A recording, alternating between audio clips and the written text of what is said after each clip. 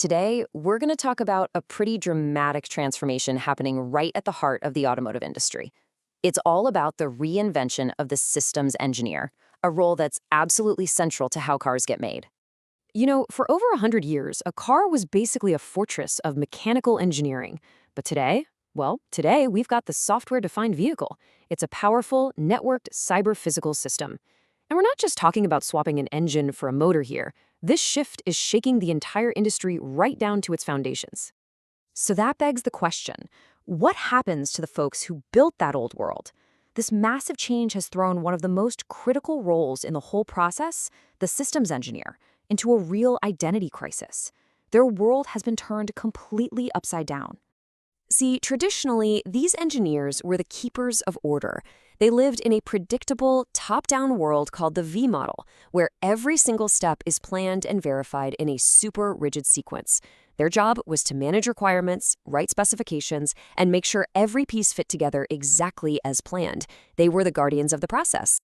But in the fast-paced, always changing world of agile development, that methodical, document-heavy approach started to look less like guardianship and, more like a roadblock.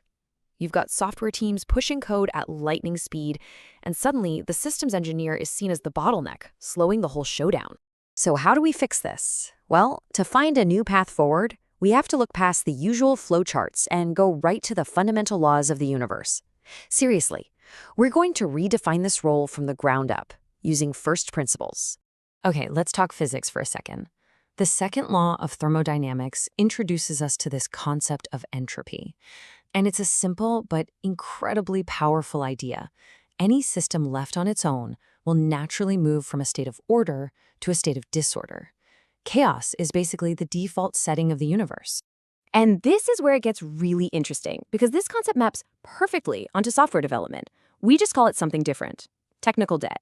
Every shortcut, every quick fix, every little addition that wasn't quite thought through, it all increases the system's complexity and chaos. It's entropy. And that makes it harder and harder to maintain and predict. So, here's the big takeaway. The systems engineer's true purpose is to be the counterforce to this natural decay. They are the ones who apply intelligent energy, what physics calls work, to fight back against entropy. Things like refactoring the architecture or building system models aren't just boring process steps. They are direct actions to reduce the chaos and keep the whole project from falling apart. This gives us a brilliant new identity for the engineer, Maxwell's demon. It comes from a famous thought experiment about this imaginary little being who sits at a gate, intelligently sorting molecules to decrease entropy and create order. Our new systems engineer does the exact same thing, standing at the gate of the system's architecture, using information to let in only the changes that add real value and reduce the disorder. Okay, so this gives the engineer a powerful new identity. But a new identity is pretty useless without new tools, right? To stop being a bottleneck, the engineer has to evolve from managing documents to actually writing code. And here's why that's so important. In the Agile world, there's this core conflict. The project manager is judged on speed. How fast can we get through this backlog? But the systems engineer is responsible for integrity. Is the system safe? Is it secure? Is it compliant? These two goals are constantly pulling in opposite directions. The solution is a pretty radical but absolutely necessary shift in thinking, system as code. We have to stop managing architecture in static documents and start defining it in dynamic, version-controlled code, just like any other piece of software. This completely changes the engineer's day-to-day. Instead of emailing Word docs back and forth, they create a Git branch. They write the architecture as text, they submit it to an automated validation pipeline, and then they have their peers review it just like any other code change. Suddenly, they are inside the development flow, not standing outside of it. The key piece of tech that makes this all possible is called SysML v2. It's a modeling language designed for exactly this. Because it's text-based, the architecture can be versioned, compared, and merged using standard developer tools like Git. And here's the kicker. It can be automatically checked for errors and inconsistencies. This turns the engineer from a barrier to speed into a leader in quality. All right, so now our transformed engineer is equipped with these powerful new tools, but they're about to face their greatest challenges yet, navigating a literal explosion of new regulations and, of course, the rise of artificial intelligence. It's not just about one safety standard anymore. Modern cars have to comply with this dizzying array of standards for cybersecurity, for the safety of AI, you name it. And the real problem is, these standards often have different and sometimes even conflicting philosophies baked into them.